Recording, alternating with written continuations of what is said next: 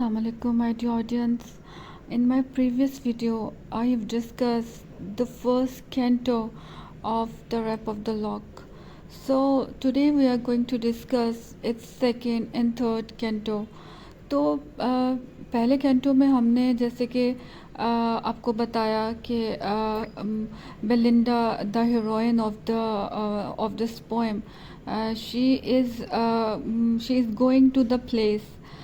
So where she is going, I hope you all know that where she is going. She is going to Hampton Court, the place, the very famous place near the London. Henry I think four I guess three. उस दौर में उनके दौर में जो Hampton court जो एक बहुत ही फेमस जगह थी जहाँ पे जो कि एक रॉयल्टी का साइन था. वो प्लेस वहाँ पे बहुत जो रॉयल पीपल बड़े बड़े लोग जो वहाँ पर आते थे, वहाँ पे टाइम गुजारते थे और बहुत लग्जरी टाइम गुजारते थे वहाँ पे और बहुत रॉयल फील देते थे उस टाइम पे उस जगह में वो लोग, और उस वजह से वो जगह बहुत ज़्यादा मशहूर थी. So now let's discuss the canto two. Canto 2 takes us to a fancy party by the Thames River. Belinda, the central figure, stands out, captivating everyone with her charm and beauty. Now, canto 2 में अब हमें दिखाया जाता है कि वो सब जो है वो थेम्स रिवर के करीब जो हैम्पटन कोर्ट एक जगह है वहाँ पे पहुँच चुके हैं और बेलिंडा जो है बहुत खूबसूरत है, सबको कैप्टिवेट कर रही हैं अपनी ब्यूटी से, अपनी खूबसूरती से, सबको रिझा रही हैं अपने चार्म से. However, this canto goes beyond just detailing a social event. और कहते हैं ये जो कैंटो है सिर्फ सोशल इवेंट की डिटेल ही नहीं देता है हमें. इन एक्चुअल इस कैंटो में जो पॉप है वो क्रिटिसाइज़ करते हैं कुछ सोशल वाइजेस की और उस दौर में जो लोगों में दिखावा था उस चीज़ को हाईलाइट करते हैं. The card game that ensues is not just a game but a metaphorical battle reminiscent of intense war scenes from epic tale.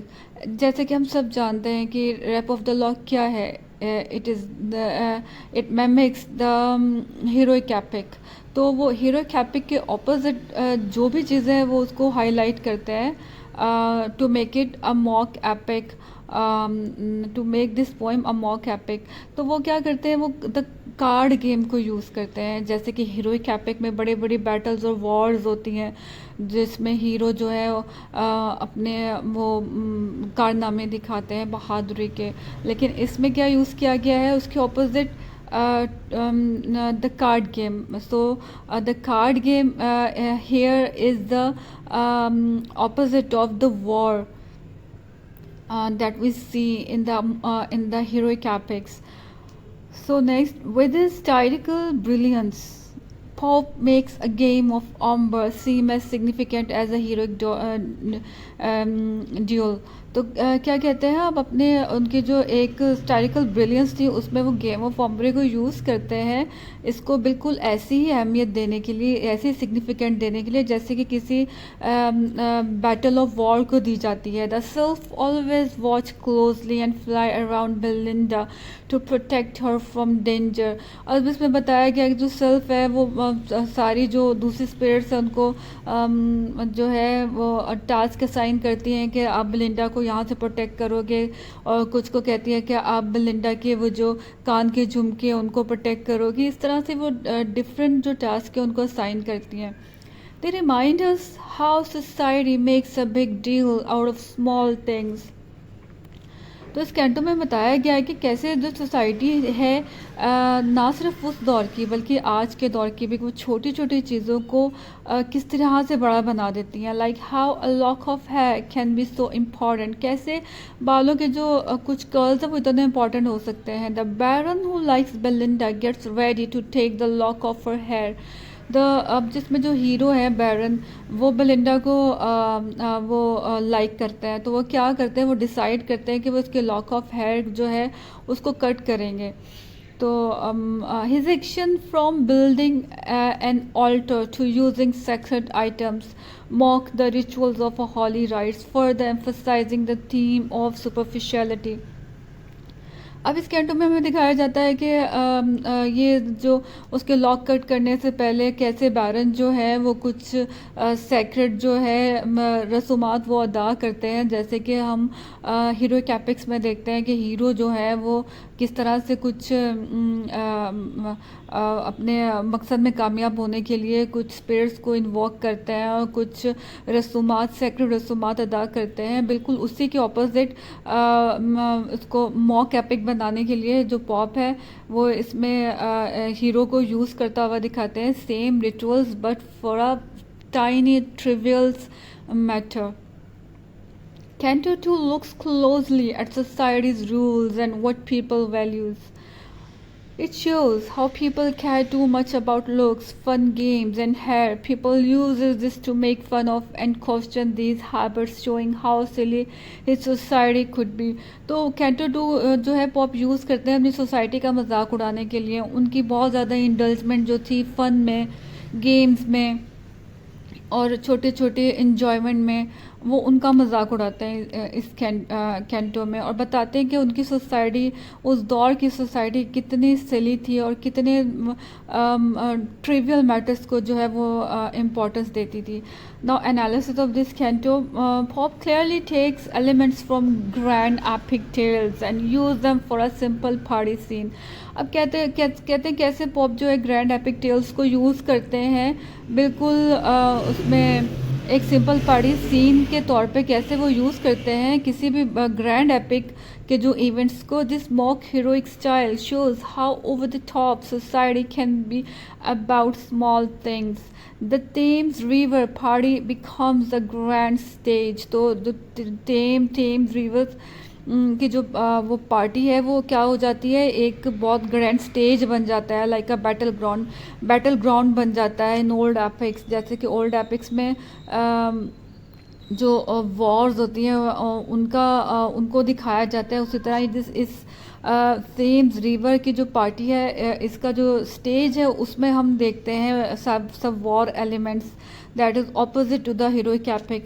Belinda's entrance feel like a hero entering a battlefield. और Belinda इतने शानदार तरीके से इस यहाँ enter होती हैं जैसे कि हम किसी भी हीरो की एंट्री एक्सपेक्ट करते हैं किसी भी वॉर बैटलफील्ड में. The card game is turn into an intense showdown. अब यहाँ पे द कार्ड गेम क्या है? Now the card game is like the battlefield in the heroic epic. So उनमें जो थी वो बैटलफील्ड थी और इसमें कार्ड गेम है लाइक अ वॉर.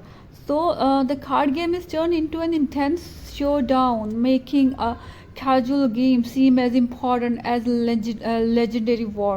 तो यहाँ पे कार्ड गेम को इस तरीके से पोर्ट्रे किया गया है जैसे कि ये कोई बहुत ज़्यादा कोई बड़ी वॉर है. इस गेम को इस तरह दिखाया जाता है जैसे कोई गेम नहीं बल्कि एक जंग है. Even the spirits, the sylphs guarding Belinda remind us of protecting God in ancient tales. और जो सेल्फ है वो जैसे कि बलिंडा को प्रोटेक्ट करती है हमें वैसे ही याद दिलाती है जैसे गॉड्स जो है वो एंशियंट टेल्स में अपने हीरोज़ को जो है प्रोटेक्ट करते हुए हमने सुना है या पढ़ा है. However, they look after a lady's hair instead of guarding a hero. However इसमें जो है जो सेल्फ है वो एक लेडी के जस्ट हेयर को गार्ड करती हैं बजाय इसके कि हीरो को, जैसे कि हम हीरो कैपिक्स में देखते हैं कि जो स्पिरिट्स हैं वो हीरो को गार्ड करती हैं. But in this mock epic हम देखते हैं कि जो स्पिरिट्स हैं वो जस्ट हीरोइन के बालों को प्रोटेक्ट करती हुए हमें दिखाई देती हैं. Pope use of these epic element in such a playful setting shows his wit. और हमें इस पूरे सीन में पॉप का जो यूज़ ऑफ विट है ना हमें वो दिखाई देता है कि कितने ब्रिलियंटली वो एक ट्रिवियल मैटर को जो है दिखाते हैं, same like as a war. He uses it to poke fun at society's petty concerns and dramas. वो इसमें क्या सोसाइटी के जो बहुत ज़्यादा अनइम्पॉर्टेंट इश्यूज होते हैं उनका मजाक उड़ाता हुआ दिखाई देता है। Suggesting people make mountains out of molehill, और बताता है कैसे लोग जो है वो राई का पहाड़ बनाते हैं। Now let's move to Canto 3. Canto 3 takes a darker turn, centering on the Baron's determined quest to obtain a lock of Belinda's hair. अब कैंटो 3 में हमें दिखाया जाता है कैसे वो बेलिंडा की जो लॉक ऑफ हेयर है उनको कट करता है। डिज़ायर बिकम्स एन ऑब्सेशन, उसकी जो डिज़ायर है वो उसका ऑब्सेशन बन जाता है। वो इतना डेस्परेट हो जाता है उसके बालों को कट करने के लिए कि वो किसी भी हद तक जा सकता है। Armed with scissors, he can commit a heroic act in this mock epic setting. और इसमें उसका हथियार क्या दिखाई देता है हमें, जस्ट सीजर्स, जो कि बिल्कुल ऑपोजिट है। जैसे कि हम किसी भी हीरो का जो हथियार है उसके लाइक अगर हम देखें कि इन हीरोइक एपिक्स में उनके जो हथियार हैं वो कितने ग्रैंड होते हैं, लेकिन यहाँ पे जो बैरन है उसका हथियार क्या है, सिर्फ एक seizures. All around Belinda, the ever watchful sylph remain on guard. They sense the looming danger and are prepared to protect Belinda's cherished lock. और जो यहाँ पे हमें सिल्फ दिखाई गई है वो बेलिंडा पे जो खतरा मंडला रहा होता है वो उसको भांप लेती है। वो क्या करती है, वो पूरी कोशिश करती है कि बेलिंडास के जो लॉक हैं उसको वो प्रोटेक्ट करे। However, as the event progresses, one self-named Ariel discovers an impending act so horrid that none of them might be able to prevent it. कहते हैं कि पर जैसे ही वो हमें आगे सीन्स बढ़ते हैं हमें दिखाया जाता है कि एक जो सेल्फ है जिसका नाम एरियल है, वो उसको समझ आ जाती है कि क्या होने वाला है, कितना कुछ हॉरिफाइड होने वाला है बेलिंडा के साथ, जिसको कोई भी नहीं रोक सकता। Despite their vigilance the baron finds the moment, उनकी पूरी कोशिशों के बावजूद बैरन जो है वो एक मौका ढूंढ लेता है। With swift action manages to cut off one of Belinda's treasured curl, वो एक मौका उसको मिल जाता है बैरन को, even though she was fully protected by the selves and spirits, but still Baron found a moment to act swiftly. The atmosphere shifts instantly. The playful and lively mood of the gathering turn to shock and disbelief. उसके बाद क्या होता है, the playful and lively mood of the gathering turn to shock. अब वहाँ पे जितना भी चियरिश एटमॉस्फेयर बना हुआ होता है, पूरा एक माहौल जमा हुआ होता है कार्ड गेम का, वो सारा जो है एक शॉक में बदल जाता है, एक बेयकीनी में बदल जाता है। Belinda's reaction is of utter despair, Belinda का जो रिएक्शन है वो तो बहुत ही मायूस कुन है। Her beautiful lock, her symbol of her vanity and pride is now in the hands of audacious baron. उसका जो वैनिटी और प्राइड का जो एक अलामत थी, जिसको उसका लॉक ऑफ हेयर जिस पे वो बहुत ज़्यादा गुमान था उसको, वो किसके हाथ में था, वो बैरन के हाथ में था। Through this canto the trivialities of society get magnified. इस कैंटो के थ्रू सेम एज जो है पॉप है वो अपनी सोसाइटी की ट्रिवियलिटीज़ को दिखाता है कि कितनी फजूल तरीन सोशल मैटर्स पे उसकी सोसाइटी रिएक्ट करती थी। So what is the simple act of cutting hair becomes an event of monumental importance। कहते हैं कितना बालों को छोटा सा काटने का जो इवेंट था वो इतनी ज़्यादा इम्पोर्टेंस उसको मिल जाती है।